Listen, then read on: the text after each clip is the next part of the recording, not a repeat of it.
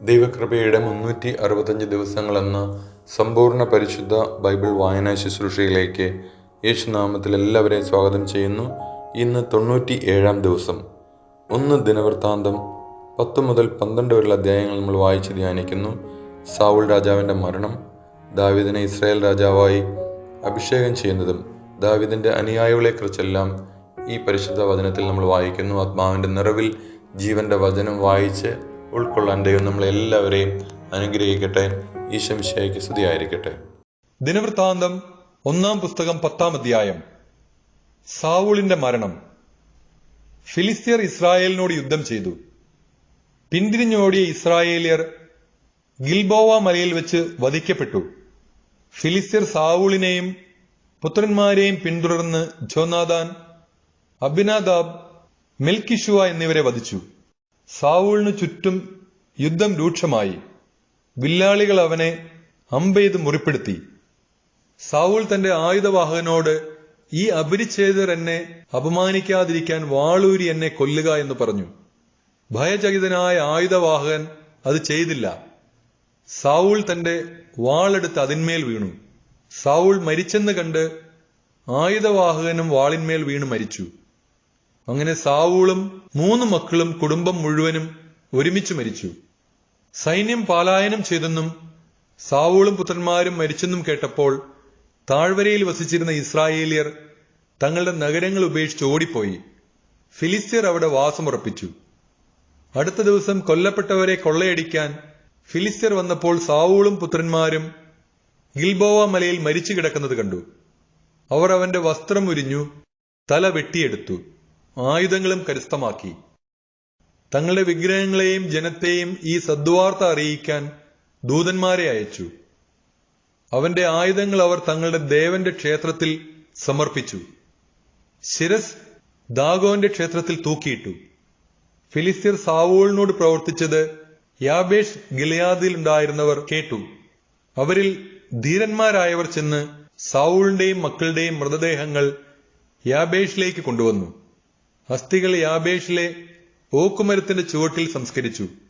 അവർ 7 ദിവസം ഉപവസിച്ചു. അവിശ്വസ്തതയാണ് സാവൂളിന്റെ മരണത്തിന് കാരണം. അവൻ കർത്താവിന്റെ കൽപ്പന ലംഘിക്കുകയും ആഭിചാരകന്മാരുടെ ഉപദേശം തേടുകയും ചെയ്തു. സാവൂൾ കർത്താവിന്റെ ഹിതം അന്വേഷിച്ചില്ല. അവിടുന്ന് അവനെ വധിച്ചു. രാജ്യം ജസ്സയുടെ മകൻ ദാവീദിനെ ഏൽപ്പിച്ചു. ദിനവൃത്താന്തം 1-ാം പുസ്തകം 11-ാം അധ്യായം. ദാവീദ് ഇസ്രായേൽ രാജാവ്. ഇസ്രായേലിയർ ഹെബ്രോനിൽ ദാവീദിന്റെ അടുക്കൽ ഒന്നിച്ചുകൂടി പറഞ്ഞു, ഞങ്ങൾ നിന്റെ അസ്ഥിയും മാംസവുമാണ്. മുൻപ് സാവൂൾ രാജാവായിരുന്ന കാലത്തും നീയാണ് ഇസ്രായേലിനെ നയിച്ചത്. നീ എന്റെ ജനമായ ഇസ്രായേലിന് ഇടയനും രാജാവുമായിരിക്കുമെന്ന് കർത്താവ് നിന്നോട് അരുളി ചെയ്തിട്ടുണ്ട്.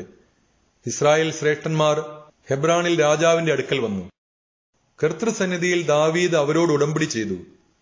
സാമൂലിലൂടെ കർത്താവ് അരുളി ചെയ്തതനുസരിച്ച് അവൻ ദാവീദിനെ ഇസ്രായേൽ രാജാവായി അഭിഷേകം ചെയ്തു. അനന്തരം ദാവീദും ഇസ്രായേലിയരും ജെറുസലേമിലേക്ക് പോയി. ജബൂസ് എന്നാണ് ജെറുസലേം അറിയപ്പെട്ടിരുന്നത്. അവിടുത്തെ നിവാസികൾ ജബൂസ്യർ എന്നും. നീ ഇവിടെ കടക്കുകയില്ല എന്ന് ജബൂസ്യർ ദാവീദിനോട് പറഞ്ഞു. എങ്കിലും ദാവീദ് സിയോൻ കോട്ട പിടിച്ചെടുത്തു. അതാണ് ദാവീദിന്റെ നഗരം. ദാവീദ് പറഞ്ഞു, ജബൂസ്യരെ ആദ്യം നിഹനിക്കുന്നവൻ മുഖ്യ സേനാനായകനായിരിക്കും. സെരൂയായുടെ മകൻ യോവാബ് ആദ്യം കയറി ചെന്നു. അവനെ സേനാനായകനാക്കുകയും ചെയ്തു. സിയോൻ കോട്ടയിൽ ദാവീദ് താമസിച്ചതിനാൽ അതിന് ദാവീദിന്റെ നഗരം എന്ന് പേര് വന്നു. പിന്നെ അവൻ നഗരത്തെ മില്ലോ മുതൽ ചുറ്റും പണിതുറപ്പിച്ചു. നഗരത്തിന്റെ ബാക്കി ഭാഗങ്ങൾ യോവാബ് പുനരുദ്ധരിച്ചു. സൈന്യങ്ങളുടെ കർത്താവ് കൂടെ ഉണ്ടായിരുന്നതിനാൽ ദാവീദ് മേൽക്കുമേൽ പ്രാബല്യം നേടി. ദാവീദിന്റെ പ്രസിദ്ധ യോദ്ധാക്കൾ. കർത്താവ് അരുളി ചെയ്തതനുസരിച്ച് ദാവീദിനെ ഇസ്രായേലിൽ രാജാവാകാൻ ജനത്തോടൊപ്പം സഹായിച്ച യോദ്ധാക്കളിൽ പ്രമുഖർ. 3 പ്രമുഖനും ഹക്മോന്യനുമായ യശോബയാം. അവൻ 300 പേരെ ഒന്നിച്ച് കുന്തം കൊണ്ട് കൊന്നു. 3 രണ്ടാമൻ അഹോഹ്യനായ ദോദായുടെ പുത്രൻ എലെയാസർ. ഫിലിസ്ത്യർ ഫസ്ദമ്മീമിൽ അണിനിരന്നപ്പോൾ അവൻ ദാവീദിനോട് കൂടെ ഒരു ബാർലി വയലിലായിരുന്നു. ജനം ഫിലിസ്ത്യരുടെ മുമ്പിൽ നിന്ന് ഓടിക്കളഞ്ഞു. എന്നാൽ അവൻ വയലിന്റെ മധ്യത്തിൽ നിന്ന് അത് കാക്കുകയും ഫിലിസ്ത്യരെ വെട്ടിവീഴ്ത്തുകയും ചെയ്തു. കർത്താവ് ഒരു വൻ വിജയം നൽകി അവരെ രക്ഷിച്ചു. ഫിലിസ്ത്യർ റഫായിം താഴ്വരയിൽ കൂടാരമടിച്ചപ്പോൾ 30 തലവന്മാരിൽ 3 പേർ അദുല്ലാം ഗുഹയിൽ ദാവീദിന്റെ അടുത്തേക്ക് ചെന്നു. ദാവീദ് സുരക്ഷിത സങ്കേതത്തിലായിരുന്നു. ഫിലിസ്ത്യരുടെ പട്ടാളം ബേത്ലഹേമിൽ പാളയമടിച്ചിരുന്നു. ദാവീദ് ആർത്തിയോടെ ചോദിച്ചു, ബേത്ലഹേം പട്ടണവാതിൽക്കലെ കിണറ്റിൽ നിന്ന് ആരെനിക്ക് വെള്ളം കുടിക്കാൻ കൊണ്ടുവരും? ആ 3 പേർ ഉടനെ ഫിലിസ്ത്യരുടെ പാളയത്തിലൂടെ കടന്ന് ബേത്ലഹേം പട്ടണവാതിൽക്കലെ കിണറ്റിൽ നിന്ന് വെള്ളം കോരി ദാവീദിന് കുടിക്കാൻ കൊണ്ടുവന്നു. ദാവീദ് അത് കുടിക്കാതെ ദൈവത്തിന് സമർപ്പിച്ചുകൊണ്ട് പറഞ്ഞു, എന്റെ ദൈവത്തിന്റെ സന്നിധിയിൽ ഞാനിത് ചെയ്യാനിടയാകാതിരിക്കട്ടെ. ഞാൻ ഇവരുടെ ജീവരക്തം കുടിക്കുകയോ? പ്രാണൻ പണയം വെച്ചാണല്ലോ അവർ ഇത് കൊണ്ടുവന്നത്. അത് കുടിക്കാൻ അവന് മനസ്സു വന്നില്ല. 3 യോദ്ധാക്കൾ ചെയ്ത കാര്യമാണിത്. യോവാബിന്റെ സഹോദരൻ അബിഷായി ആയിരുന്നു 30 പേരിൽ പ്രമുഖൻ. അവൻ 300 പേരെ ഒന്നിച്ച് കുന്തം കൊണ്ട് വധിച്ചു. ഇവനും 3 പുറമെ കീർത്തിമാനായി. അവൻ 30 പേരിൽ ഏറ്റവും പ്രശസ്തനും അവരുടെ അധിപനുമായിരുന്നു. എന്നാൽ അവൻ 3 എത്തിയില്ല. കബ്സേൽക്കാരനും പരാക്രമശാലിയും യഹോയാദായുടെ പുത്രനുമായ ബനായ വീരകൃത്യങ്ങൾ ചെയ്തവനാണ്. ഇവൻ മോവാബിലെ 2 ധീരന്മാരെ വധിച്ചതിനു പുറമെ മഞ്ഞുകാലത്തൊരു ഗുഹയിൽ കിടന്ന് ഒരു സിംഹത്തെയും കൊന്നു. 5 മുഴം ഉയരമുള്ള ദീർഘകായനായ ഒരു ഈജിപ്തുകാരനെയും അവൻ സംഹരിച്ചു. ഈജിപ്തുകാരന്റെ കയ്യിൽ നെയ്ത്തുകാരന്റെ ഓടം പോലുള്ള ഒരു കുന്തമുണ്ടായിരുന്നു. ബനായ ഒരു വടിയുമായി അവനെ സമീപിച്ച് കുന്തം പിടിച്ചു പറിച്ച് അതുകൊണ്ട് തന്നെ അവനെ സംഹരിച്ചു. ഇവയെല്ലാം യഹോയാദായുടെ മകൻ ബനായ ചെയ്തതാണ്. അങ്ങനെ പരാക്രമശാലികളായ 3 പുറമെ അവനും പ്രശസ്തനായി. അവൻ 30 പേർക്കിടയിൽ കീർത്തിമാനായിരുന്നെങ്കിലും 3 എത്തിയില്ല. ദാവീദ് അവനെ അംഗരക്ഷകരിൽ ഒരാളായി നിയമിച്ചു. സൈന്യത്തിലെ രണശൂരന്മാർ: യോവാബിന്റെ സഹോദരൻ അസഹേൽ, ബേത്ലഹേംകാരൻ ദോദോയുടെ പുത്രൻ എൽഹനാൻ, ഹരോദിലെ ഷമ്മോത്ത്, പെലോന്യനായ ഹേലെസ്, തെക്കോവായിലെ ഇഷക്കിന്റെ മകൻ ഈര, അനാത്തോത്തിലെ അബിയേസർ, ഹുഷാത്യൻ സിബെഖായി, അഹോഹ്യൻ ഈലായി, നെത്തോഫായിലെ മഹറായി, നെത്തോഫായിലെ ബനായിയുടെ മകൻ ഹേലത്ത്, ബെഞ്ചമിന്റെ ഗിബയായിലെ റിബായിയുടെ മകൻ ഇത്തായി, പിറാത്തോനിലെ ബനായ, ഗാഷ് അരുവിക്കരയിലെ ഹൂറായി, അർബാത്തിനായ അബിയേൽ, ബഹ്റൂമിലെ അസ്മാവെത്ത്, ഷാൽബോനിലെ എലിയാബ, ഗിർസോന്യനായ ഹാഷേം, ഹാരാറിലെ ഷാഗിയുടെ മകൻ ജോനാദാൻ, ഹാരാറിലെ സഖാറിന്റെ മകൻ അഹിയാം, ഊറിന്റെ മകൻ എലിഫാൽ, മെക്കറാത്യനായ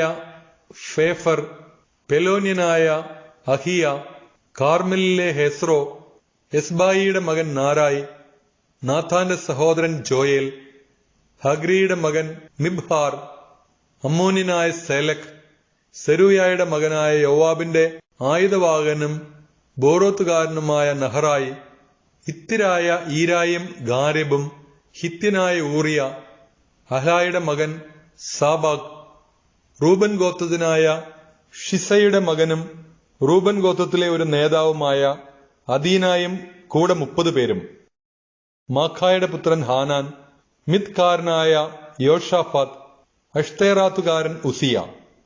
അരോവറിൽ നിന്നുള്ള ഹോത്താമറിന്റെ പുത്രന്മാർ ഷാമ, ജയിയേൽ, ഷിമ്രിയുടെ മകൻ യദിയായേൽ, അവന്റെ സഹോദരൻ തിസ്യനായ യോഹ, മഹാവ്യനായ എലിയേൽ, എൽനാമിന്റെ പുത്രന്മാരായ എറിബായി, യോഷാവിയ, മൊവാബിനായ ഇത്മ, എലിയേൽ, ഓബദ്, മെസോബിനായ യസിയേൽ.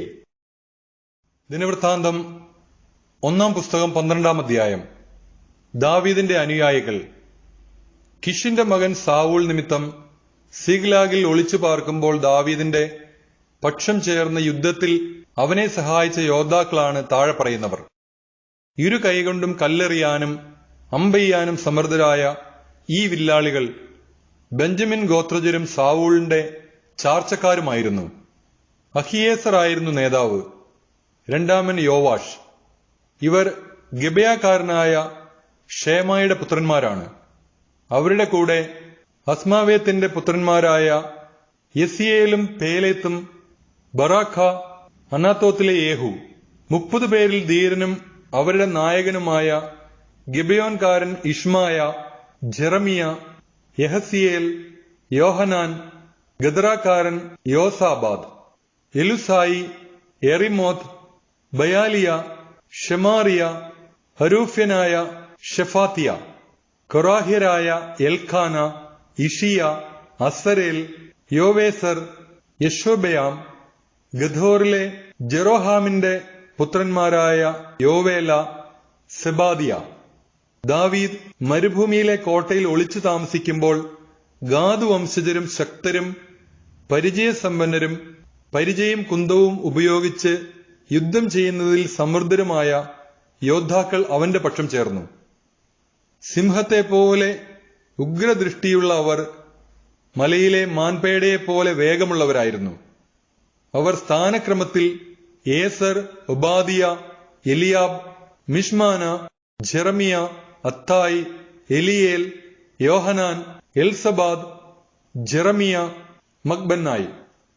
ഗാദ് ഗോത്രജരായ ഇവർ സേനാനായകന്മാരായിരുന്നു. ഇവർ സ്ഥാനമനുസരിച്ച് ശതാധിപന്മാരും സഹസ്രാധിപന്മാരുമായിരുന്നു. ജോർദാൻ നദി കരകവിഞ്ഞൊഴുകുന്ന ആദ്യ മാസത്തിൽ മറുകരെ കടന്ന് താഴ്വരയിലുള്ളവരെ കിഴക്കോട്ടും പടിഞ്ഞാറോട്ടും തുരത്തിയവർ ഇവരാണ്. ബെഞ്ചമിൻ, യൂദാ ഗോത്രങ്ങളിലെ ചിലർ ദാവീദ് വസിച്ചിരുന്ന ദുർഗത്തിലേക്ക് ചെന്നു. അവൻ അവരെ സ്വീകരിച്ചുകൊണ്ട് പറഞ്ഞു, നിങ്ങൾ എന്നെ സഹായിക്കാൻ സ്നേഹപൂർവം വന്നതാണെങ്കിൽ എന്റെ ഹൃദയം നിങ്ങളോട് ചേർന്നിരിക്കും. ഞാൻ നിർദോഷനായിരിക്കെ നിങ്ങൾ ശത്രുപക്ഷം ചേർന്ന് എനിക്ക് കെണിവച്ചാൽ നമ്മുടെ പിതാക്കന്മാരുടെ ദൈവം നിങ്ങളെ ശിക്ഷിക്കും. അപ്പോൾ 30 പേരുടെ തലവനായ അമസായി ആത്മാവിനാൽ പ്രേരിതനായി പറഞ്ഞു, ദാവീദേ, ഞങ്ങൾ നിന്റേതാണ്. ജെസയുടെ പുത്ര, ഞങ്ങൾ നിന്നോട് കൂടെയാണ്. സമാധാനം, നിനക്ക് സമാധാനം. നിന്റെ സഹായകർക്കും സമാധാനം. നിന്റെ ദൈവം നിന്നെ സഹായിക്കുന്നു. ദാവീദ് അവരെ സ്വീകരിച്ച് സേനാധിപതികളാക്കി. ദാവീദ് ഫിലിസ്ത്യരോട് ചേർന്ന് സാവൂളിനെതിരെ യുദ്ധത്തിന് പോയപ്പോൾ മനാസെ ഗോത്രജരായ ചിലർ ദാവീദിന്റെ പക്ഷം ചേർന്നു. എന്നാൽ ദാവീദ് ഫിലിസ്ത്യരെ സഹായിച്ചില്ല. കാരണം ഫിലിസ്ത്യ പ്രമാണികൾ തമ്മിൽ ആലോചിച്ചതിന് ശേഷം അവൻ നമ്മുടെ ജീവൻ അപകടത്തിലാക്കിക്കൊണ്ട് തന്റെ യജമാനായ സാവൂളിന്റെ പക്ഷം ചേർന്നേക്കും എന്ന് പറഞ്ഞവനെ മടക്കി അയച്ചു. ദാവീദ് സിഗ്ലാഗിലെത്തിയപ്പോൾ മനാസെ ഗോത്രജരായ അദ്ന, യോസബാദ്, യദിയേൽ, മിഖായേൽ, യോസാബാദ്, എലീഹു, സില്ലേധായ് എന്നീ സഹസ്രാധിപന്മാർ അവനോട് ചേർന്നു.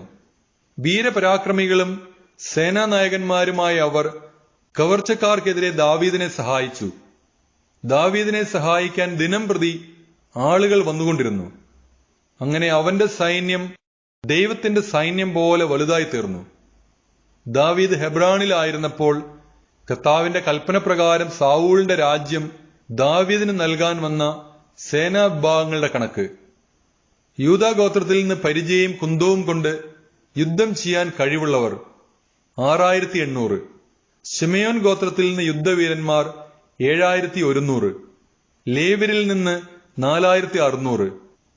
അഹറോന്റെ വംശജരിൽ പ്രമുഖനായ യഹോയാദായുടെ കൂടെ 3700. പരാക്രമശാലിയും യുവാവുമായ സാദോക്കും അവന്റെ കുലത്തിൽ നിന്ന് 22 നായകന്മാരും. സാവൂളിന്റെ ചാർച്ചക്കാരും ബെഞ്ചമിൻ ഗോത്രജരുമായി 3000. അവരിൽ ഭൂരിഭാഗവും ഇതുവരെ സാവൂൾ കുടുംബത്തോട് കൂടെയായിരുന്നു. എഫ്രായിം ഗോത്രജരിൽ നിന്ന് പരാക്രമികളും തങ്ങളുടെ പിതൃഭവനങ്ങളിൽ പ്രഖ്യാതരുമായ 20800. മനാസയുടെ അർദ്ധഗോത്രത്തിൽ നിന്ന് ദാവീദിനെ രാജാവായി വാഴിക്കാൻ നിയുക്തരായവർ 18000. ഇസാക്കർ ഗോത്രത്തിൽ നിന്ന് ജ്ഞാനികളും കാലാനുസൃതമായി ഇസ്രായേൽ എന്തു ചെയ്യണമെന്ന് അറിയുന്നവരുമായ 200 നായകന്മാരും അവരുടെ കീഴിലുള്ള ചാർച്ചക്കാരും. സബ്ലൂൺ ഗോത്രത്തിൽ നിന്ന് ആയുധധാരികളും ഏകാഗ്രതയോടെ ദാവീദിനെ സഹായിക്കാൻ സന്നദ്ധരും യുദ്ധപരിചയമുള്ളവരുമായി 50,000. നഫ്താലി ഗോത്രത്തിൽ നിന്ന് 1000 നേതാക്കന്മാരും അവരോട് കൂടെ കുന്തവും പരിചയും ധരിച്ച 37,000 പേരും. ദാൻ ഗോത്രത്തിൽ നിന്ന് യുദ്ധസന്നദ്ധരായ 28,600 പേർ. ആഷേർ ഗോത്രത്തിൽ നിന്ന് പരിചയസമ്പന്നരും യുദ്ധസന്നദ്ധരുമായി 40,000. ജോർദാന്റെ മറുകര നിന്ന് റൂബൻ, ഗാദ് ഗോത്രജരും മനാസയുടെ അർദ്ധഗോത്രത്തിൽ നിന്നുള്ളവരുമായി ആയുധധാരികളായി 1,20,000. യുദ്ധസന്നദ്ധരായ ഈ യോദ്ധാക്കൾ ദാവീദിനെ ഇസ്രായേൽ മുഴുവന്റെയും രാജാവാക്കണമെന്ന ദൃഢനിശ്ചയത്തോടെ ഹെബ്രോനിലേക്ക് വന്നു. ഇസ്രായേലിൽ അവശേഷിച്ചിരുന്നവരും ദാവീദിനെ രാജാവാക്കുന്നതിൽ ഏക അഭിപ്രായക്കാരായിരുന്നു. തങ്ങളുടെ സഹോദരന്മാർ ഒരുക്കിയ വിഭവങ്ങൾ ഭക്ഷിച്ചും പാനം ചെയ്തും അവർ 3 ദിവസം ദാവീദിനോട് കൂടെ താമസിച്ചു. സമീപസ്ഥരും ഇസാക്കർ, സെബലൂൺ, നഫ്താലി എന്നീ ദേശത്ത് വസിക്കുന്നവരും കഴുത, ഒട്ടകം, കോവർ കഴുത, കാള ഇവയുടെ പുറത്ത് ധാരാളം ഭക്ഷണസാധനങ്ങൾ കൊണ്ടുവന്നു. അവർ അത്തിപ്പഴം, ഉണക്കമുന്തിരി, വീഞ്ഞ്, എണ്ണ, കാള, ആട് എന്നിവ കൊണ്ടുവന്നു. ഇസ്രായേലിലെങ്ങും ആഹ്ലാദം അലതല്ലി.